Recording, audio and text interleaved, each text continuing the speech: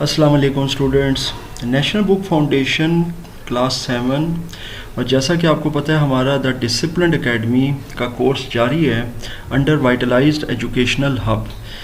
और आपको अब वॉलपेपर देखकर अंदाज़ा हो गया होगा कि अब हमारा एक न्यू लेक्चर है और किसी न्यू टॉपिक पर। और डेफिनेटली हम जो न्यू टॉपिक शुरू कर रहे हैं वो है चैप्टर नंबर 7 और चैप्टर नंबर 7 है और इसका नाम है सॉल्यूशंस। अब जाहिर है कि हम एज़ यूजुअल पहले सॉल्यूशंस को समझेंगे और वॉलपेपर पर भी हमारे इस तरह की अरेंजमेंट होती है कि वो आपके जो न्यू टॉपिक होता है उसको डेफिनेटली वो इलस्ट्रेट कर रहा होता है। अब सॉल्यूशंस क्या होते हैं जी? ये सॉल्यूशंस की अगर आप जाहिर है कि ट्रांसलेशन में जाएं कि सॉल्यूशन क्या है, तो इसका मतलब होता है कोई महलूल, इसको कहते हैं महलूल। अच्छा, मैं आपको ये लिख कर भी बता देता हूँ, फिर इसको इंशाअल्लाह ताला मैं एक्सप्लेन भी करूँगा। महलूल होता है जो हल हो जाए,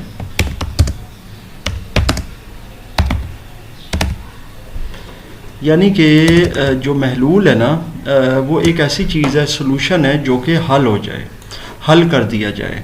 अब ये सवाल नहीं है हल होना, क्योंकि वो तो एक अलग चीज़ होती है, उसको भी सॉल्यूशन कहा जाता है। जैसे हम कहते हैं कि इस सवाल का क्या सॉल्यूशन है, या हम अक्सर ये भी बोलते हैं कि जनाब इस प्रॉब्लम का क्या सॉल्यूशन है।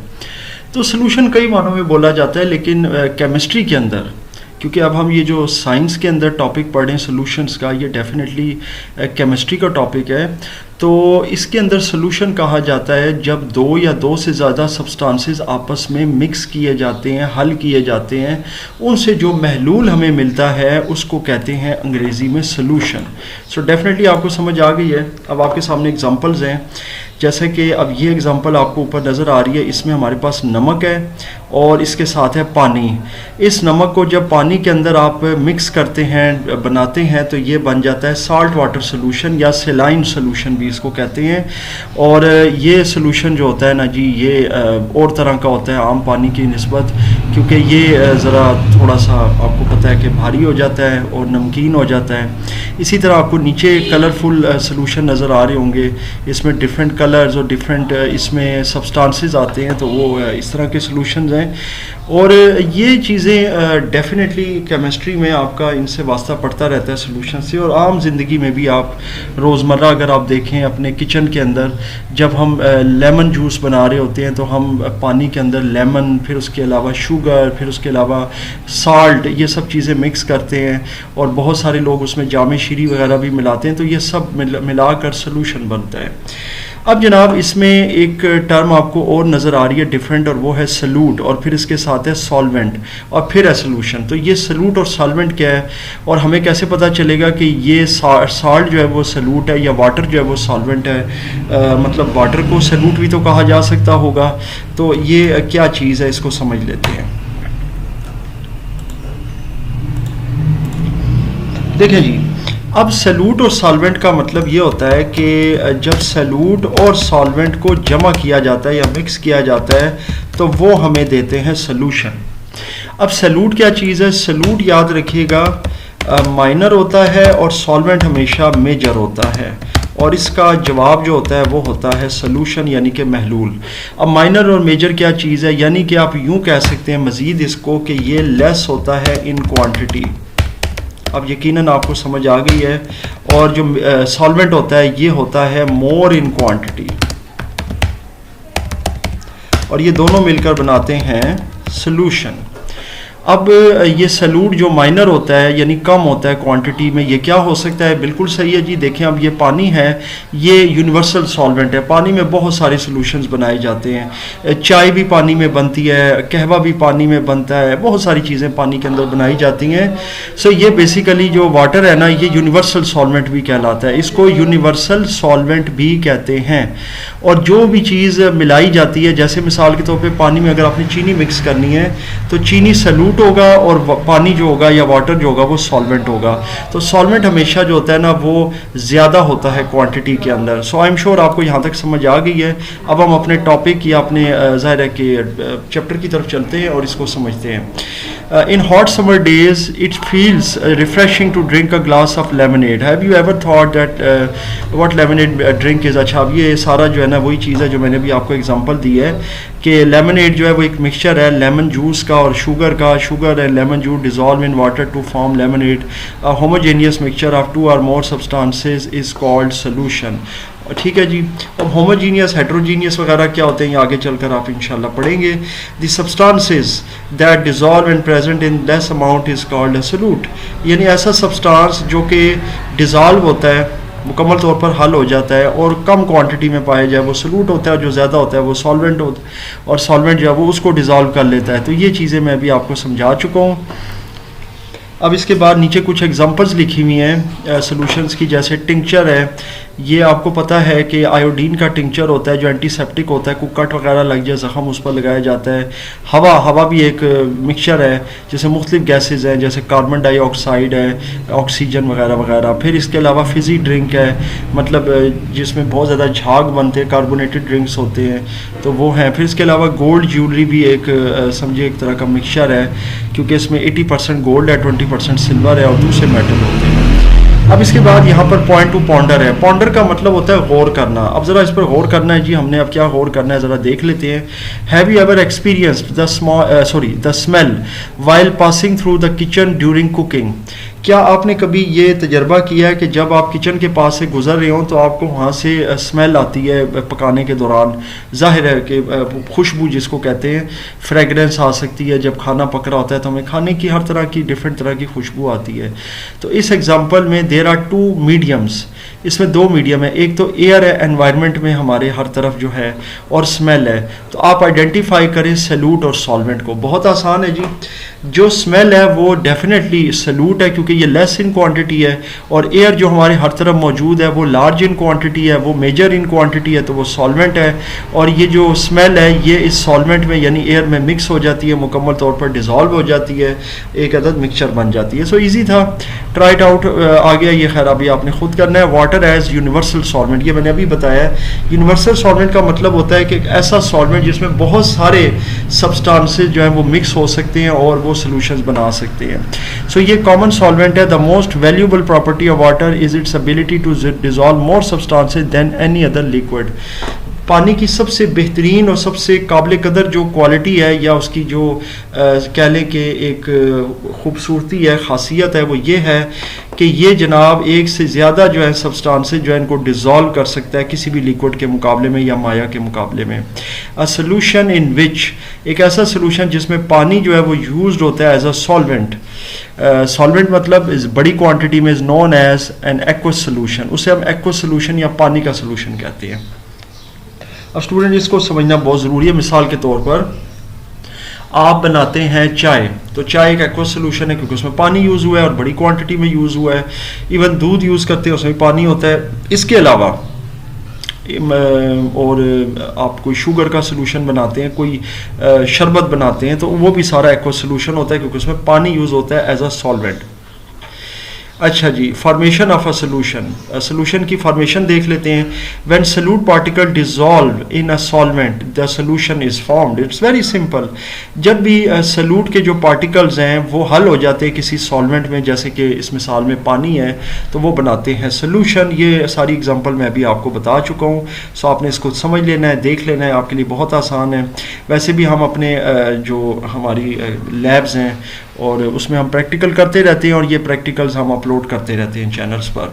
इन कुकिंग, मेकिंग टी, कॉफ़ी और जूस, वॉशिंग और क्लॉथ्स और dishes and in many more activities we need to dissolve some sort of solute in a solvent. Very simple. For example in washing, जब हम कोई धो रहे होते हैं जैसे बर्तन या कपड़े, it is important that soap और washing liquid get dissolve in water and making a glass of orange juice.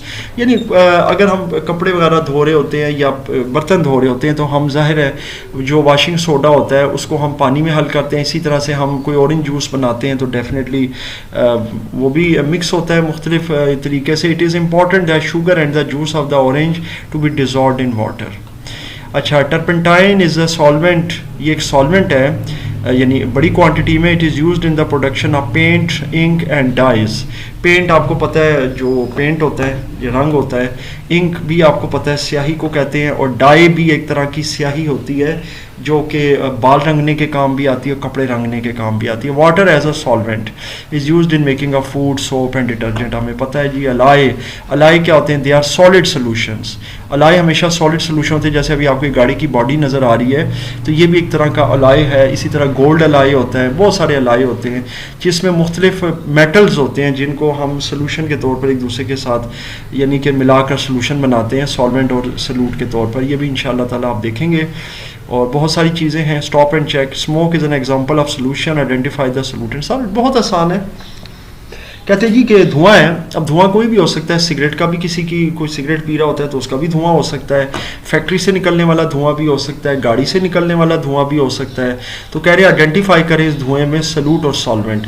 जाहिर है कि जो सल्यूट है वो लेस इन क्वांटिटी होता है, वो छोटी क्वांटिटी में होता है, तो कार्बन है जो इसके अंदर जो है वो है, या धुआं कह लें, अगर आप पूरा एज अ होल लें तो धुआं जो है वो सल्यूट है, और सॉल्वेंट जो है वो हवा है एनवायरनमेंट में जो हमारे हर तरफ पाई जाती है। So it's very simple. अब एक्टिविटी आ गई है इसके बाद मुख्तलिफ तरह की, और डू यू नो में हम देख लेते हैं क्या। Substance is soluble in water when it completely dissolves in water, insoluble substances does not dissolve in water. बहुत आसान है कि सॉल्युबल और इनसॉल्युबल की एग्जांपल्स हैं, ये मैं आपको इसमें समझा भी देता हूँ यहाँ पर कि सॉल्युबल क्या है और इनसॉल्युबल क्या है। देखें, सॉल्युबल कहते हैं जो मुकम्मल हल हो जाता है, इनसॉल्युबल जो होता है वो मुकम्मल तौर पर हल नहीं होता। अब सॉल्युबल का मतलब ये, जैसे शुगर है जी, तो शुगर अब इसमें मैं डाल रहा हूँ पानी के अंदर, ये कुछ टाइम तक नहीं हल होगी। आपको भी पता है शुगर ज़रा मुश्किल से हल होती है, लेकिन हम हिलाते रहते हैं चम्मच के साथ इसको, बहरहाल वो कुछ टाइम के बाद जो है ना मुकम्मल तौर पर डिज़ोल्व हो जाती है और वो शुगर सोल्यूशन बना देती है जी। पानी जो होता है वो ज़ाहिर है कि सॉल्वेंट है और शुगर जो है वो सल्यूट है। अब इस एग्जाम्पल में आए राइट साइड पर, तो यहाँ पे रेत है हमारे पास, सैंड है, ये इनसॉल्युबल जो है ना सल्यूट है, और ये इनसॉल्युबल सोल्यूशन बनाती है क्योंकि ये पानी में नीचे बैठ जाती है। तो ये मसला है इसका। तो ये चीज़ है जी। टीचिंग पॉइंट है, some simple experiments in class can be perform for better understanding of concepts और डिफरेंट टाइप्स ऑफ सोल्यूशन। वो हम लोग करते रहते हैं मुख्तलिफ तरह के एक्सपेरिमेंट्स। अब डिल्यूट एंड कॉन्सेंट्रेटेड सोल्यूशन की तरफ जाते हैं और उसके बाद अपने इस लेक्चर को भी हम यहाँ पर कंप्लीट करते हैं।